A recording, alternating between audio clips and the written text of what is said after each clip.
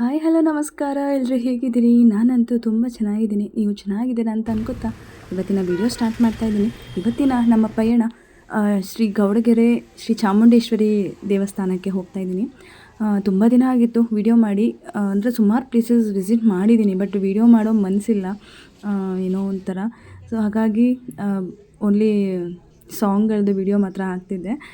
So ಇವತ್ತು ಸ್ವಲ್ಪ for change ಈ ಪ್ಲೇಸ್ ಬಗ್ಗೆ ನಾವು ಹೇಳಿಲ್ಲ ಅಂದರೆ ಅದ್ರ ಬಗ್ಗೆ ಇನ್ಫಾರ್ಮೇಷನ್ ಆಗಲಿ, ನಮಗೆ ಗೊತ್ತಿರೋಂಥ ವಿಚಾರ ಆಗಲಿ ಹೇಳ್ಕೊಂಡು ಶೇರ್ ಮಾಡಿಕೊಂಡ್ರೆ ಅಲ್ವಾ ತುಂಬ ಒಳ್ಳೆಯದು ಅಂದ್ಬಿಟ್ಟು ಇವತ್ತಿನ ವಿಡಿಯೋದಲ್ಲಿ ನಾನು ನನ್ನ ವಾಯ್ಸ್ ಮುಖಾಂತರ ವಿಡಿಯೋ ಸ್ಟಾರ್ಟ್ ಮಾಡ್ತಾಯಿದ್ದೀನಿ. ನಾವು ಹೊರಟಿದ್ದು ಬುಧವಾರ, ಮಂಗಳವಾರ ಮತ್ತು ಶುಕ್ರವಾರ ತುಂಬ ಜನ ಇರ್ತಾರೆ ಈ ಟೆಂಪಲಲ್ಲಿ.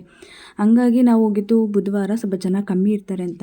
ಜನ ಕಮ್ಮಿ ಇರೋದ್ರಿಂದ ಬಸ್ ಫೆಸಿಲಿಟಿ ಕೂಡ ಕಮ್ಮಿ ಇರುತ್ತೆ. ನಾವು ಹಂಗಾಗಿ ಸಿಗಾಕೊಂಡ್ವಿ ಅಂತಲೇ ಹೇಳ್ಬೋದು. ಈ ಕಡೆಯಿಂದ ಡೈರೆಕ್ಟ್ ಬಸ್ ಅವತ್ತು ಕೂಡ ಇಲ್ಲ, ಆ ಟೈಮಿಂಗ್ಸಿಗೆ ಬರೋದಿಲ್ಲ ಕರೆಕ್ಟಾಗಿ. ಆದರೆ ಮಂಗಳವಾರ ಮತ್ತು ಶುಕ್ರವಾರ ಕರೆಕ್ಟ್ ಟೈಮಿಂಗ್ಸು ಪಿಕಪ್ ಮಾಡ್ತಾರೆ.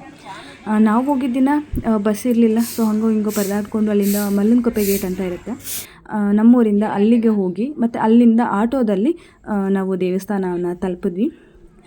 ದೇವಸ್ಥಾನ ತಲುಪಿದ ಮೇಲೆ ಅಲ್ಲೇ ಹಣ್ಣು ಕಾಯಿ ಎಲ್ಲ ತೊಗೊಂಡು ಒಳಗಡೆ ಎಂಟ್ರಿ ಕೊಡ್ತಾಯಿದ್ವಿ.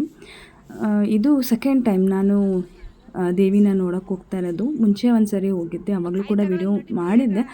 ಸೊ ಅಪ್ಲೋಡ್ ಮಾಡೋಕ್ಕಾಗಿರಲಿಲ್ಲ, ಟೈಮ್ ಸಿಕ್ಕಿರಲಿಲ್ಲ. ಒಂದು ವಿಡಿಯೋ ಮಾಡೋದು ಈಸಿ, ಬಟ್ ಅದನ್ನು ನಾವು ಮಾಡಿಫೈ ಮಾಡಿ ನಾವು ವಾಯ್ಸ್ ಓವರ್ ಕೊಟ್ಟು ಎಲ್ಲ ಅಪ್ಲೋಡ್ ಮಾಡೋದಿದೆಯಲ್ಲ, ತುಂಬ ಕಷ್ಟ ಇದೆ. ಅದಕ್ಕೆ ತುಂಬ ಟೈಮ್ ಕೂಡ ಬೇಕಾಗುತ್ತೆ. ಒಂದು ಸರಿ ಬರಲಿಲ್ಲ, ಒಂದು ವಾಯ್ಸ್ ಸರಿ ಬರಲಿಲ್ಲ, ಇಲ್ಲ ವಿಡಿಯೋ ಸರಿ ಬರಲಿಲ್ಲ ಅಂದರೆ ಒಂಥರ ಸ್ಯಾಟಿಸ್ಫ್ಯಾಕ್ಷನ್ ಆಗಲ್ಲ. ಹಾಗಾಗಿ ಇವತ್ತಿನ ವಿಡಿಯೋ ನಾನು ಚಾಮುಂಡೇಶ್ವರಿ ದೇವಸ್ಥಾನದ ಬಗ್ಗೆ ಇನ್ಫಾರ್ಮೇಷನ್ನ ಕೊಡ್ತೀನಿ.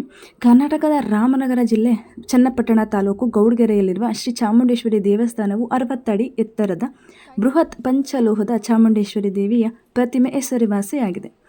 ಏಷ್ಯಾ ಬುಕ್ ಆಫ್ ರೆಕಾರ್ಡ್ಸ್ನಲ್ಲಿ ಕೂಡ ನಮ್ಮ ಚಾಮುಂಡೇಶ್ವರಿ ಗೌಡಗೆರೆ ಟೆಂಪಲ್ ನೇಮ್ ಕೂಡ ಸೇರಿಕೊಂಡಿದೆ. ಇನ್ನು ದೇವಿಯ ಮೂರ್ತಿ 60 ಅಡಿ ಎತ್ತರದ ಚಾಮುಂಡೇಶ್ವರಿ 60 ಅಡಿ ಎತ್ತರವಾಗಿದೆ.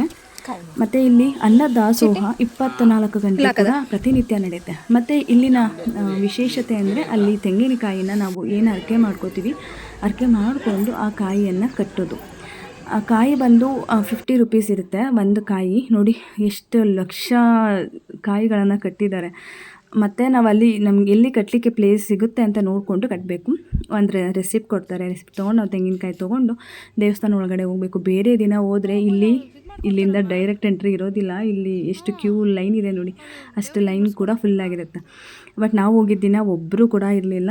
ಸೊ ನಾವು ಡೈರೆಕ್ಟ್ ಎಂಟ್ರಿ ಆಗಿ ಒಳಗಡೆ ಹೋಗ್ತಾಯಿದ್ದೀವಿ. ಒಳಗಡೆ ಹೋಗ್ತಿದ್ದಂಗೆ ಅಲ್ಲಿ ನಮಗೆ ಪೂಜೆ ಕಾಯಿ ಕೂಡ ಅಲ್ಲಿ ಪೂಜೆ ಮಾಡಿಕೊಡ್ಬೇಕಿತ್ತು. ಇವತ್ತು ಇನ್ನೊಂದು ಸಂಕಲ್ಪ ಪೂಜೆ ಕೂಡ ಇತ್ತು. ನಮ್ಗೆ ವಿಶೇಷತೆ ಅಂತ ಹೇಳಿದ್ದು, ನಾವು ಬುಧವಾರ ಹೋಗಿದ್ರಿಂದ ನಮಗೇನು ಸಿಗೋದಿಲ್ಲ, ಜಸ್ಟ್ ದೇವ್ರನ್ನ ನೋಡ್ಕೊಂಬರ್ಬೋದು ಅಂತ ಅಂದ್ಕೊಂಡ್ವಿ. ಬಟ್ ನಮಗೆ ಸ್ಪೆಷಲ್ಲಾಗಿ ಒಂದು ಸಂಕಲ್ಪ ಪೂಜೆ ಕೂಡ ಸಿಕ್ತು.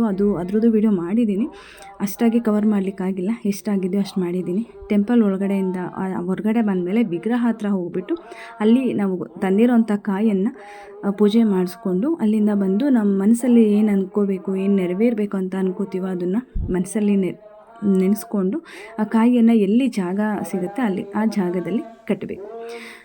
ಇವಾಗ ಇಲ್ಲಿ ನಾನು ಮೆಟ್ಲು ಹತ್ಕೊಂಡು ಮೇಲ್ಗಡೆ ವಿಗ್ರಹ ಇದೆಯಲ್ಲ ಅಲ್ಲಿಗೆ ಹೋಗ್ತಾ ಇರೋದು.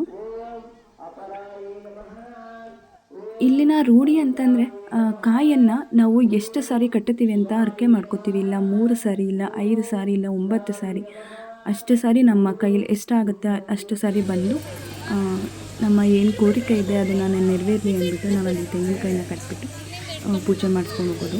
ಅದಾದಮೇಲೆ ಅಲ್ಲಿ ಅನ್ನದಾಸೋಹ ಕೂಡ ಎನಿ ಟೈಮ್ ಇರುತ್ತೆ. ನಾವು ಹೋಗಿದ್ದು 7:30 ಆಗಿತ್ತು. ಆವಾಗ ಕೂಡ ಊಟ ಇತ್ತು. ಊಟ ಮಾಡಿಕೊಂಡೆ ಅಲ್ಲಿಂದ ಹೊರಟಿದ್ದು ನಾವು. ಮತ್ತು ಅಲ್ಲಿಂದ ರಿಟರ್ನ್ ಬರಬೇಕಿದ್ರೆ ಆಟೋದಲ್ಲಿ ಬಂದಿದ್ದು. ಇದು ಸಂಕಲ್ಪ ಪೂಜೆಗೆ ರೆಡಿ ಮಾಡಿದ್ದು. ಸಣ್ಣದೊಂದು ರಥನ ರೆಡಿ ಮಾಡಿ ಅಲ್ಲಿಗೆ ಚಾಮುಂಡೇಶ್ವರಿ ವಿಗ್ರಹವನ್ನು ತಗೊಂಡು ಬಂದು ಕೂರಿಸಿ ಅಲ್ಲಿ ಜನಗಳನ್ನ ಕೂರಿಸಿ ದೀಪದ ಪೂಜೆ ಕೂಡ ಮಾಡಿಸಿದ್ರು. ಇದೇ ಫಸ್ಟ್ ಟೈಮ್ ನಮಗೆ ಇದು ಪೂಜೆ ಸಿಕ್ಕಿದ್ದು. ಗೊತ್ತಿರಲಿಲ್ಲ ನಮಗೆ ಈ ರೀತಿ ಮಾಡ್ತಾರೆ ಅಂತ. ದೇವ್ರನ್ನ ಕರ್ಕೊಂಡು ಬರ್ತಾ ಇದ್ದಾರೆ ಅಲ್ಲಿಂದ ಇರೋ. ಅದಾದಮೇಲೆ ಸರಿ ದೀಪ ತೊಗೊಳ್ಳೋಣ ಅಂತ ಅಂದ್ಬಿಟ್ಟು ನಾನು ಹೋಗ್ಬಿಟ್ಟು ಅಮ್ಮಂಗೊಂದು ದೀಪ, ನನಗೊಂದು ದೀಪ ತೊಗೊಂಡು ಬಂದೆ. ಸುಮಾರು ಜನ ಕೂತ್ಕೊಂಡಿದ್ರು ಮತ್ತು ದೇವ್ರನ್ನ ರಥದ ಮೇಲೆ ಕೂರಿಸ್ತಾ ಇದ್ದಾರೆ. ಇಷ್ಟು ಕವರ್ ಮಾಡಿದೆ. ನಾನು ದೀಪ ಪೂಜೆ ಮಾಡಬೇಕಿದ್ರೆ ಅಲ್ಲಿ ಯಾರ ಕೈಲೂ ನಾನು ಫೋನ್ ಕೊಟ್ಬಿಟ್ಟು ಪೂಜೆ ವಿಡಿಯೋ ಮಾಡಿಸ್ಲಿಕ್ಕಾಗಲಿಲ್ಲ. ಸೊ ನಾನು ಪೂಜೆಗೆ ಯಾವಾಗ ಹೋಗ್ತೀನಿ ಅಲ್ಲಿವರೆಗೂ ಕೂಡ ವಿಡಿಯೋನ ಕವರ್ ಮಾಡಿದ್ದೀನಿ ನಾನು.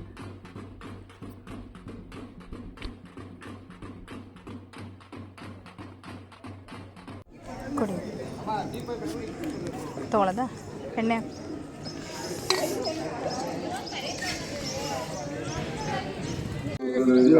ಪೂಜೆ ಇವಾಗ ಸ್ಟಾರ್ಟ್ ಆಗುತ್ತೆ.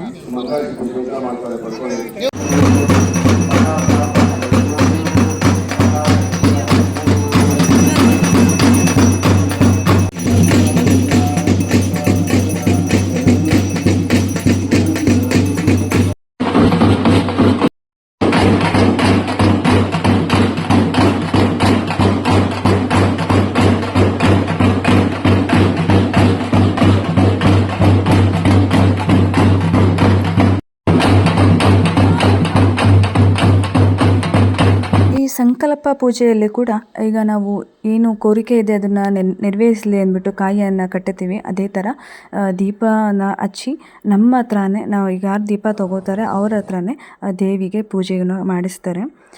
ಈ ಪೂಜೆ ಕೂಡ ಸಿಕ್ತು. ಸುಮಾರು ಹೊತ್ತು ಅರ್ಧ ಗಂಟೆ ಪೂಜೆ ಮಾಡಿದರು. ಪೂಜೆ ಆದಮೇಲೆ ಇದು ನಾನು ವೀಡಿಯೋಸ್ನ ಮಾಡಿಕೊಂಡೆ.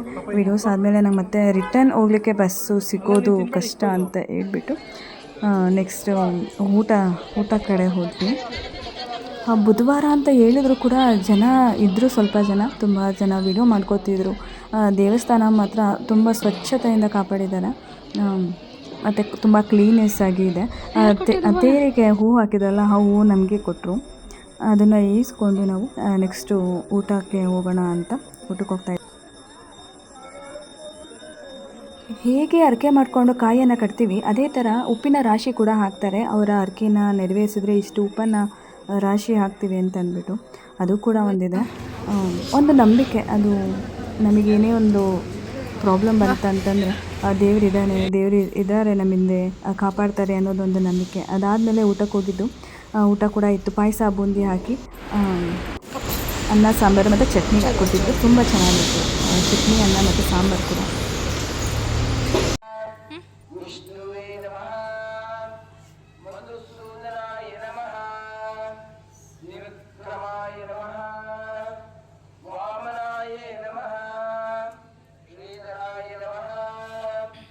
ಯಾರಿಗೆಲ್ಲ ವಿಡಿಯೋ ಇಷ್ಟ ಆಯಿತು ಲೈಕ್ ಮಾಡಿ ಆ್ಯಂಡ್ ಕಾಮೆಂಟಲ್ಲಿ ತಿಳಿಸಿ. And thank you so much for watching.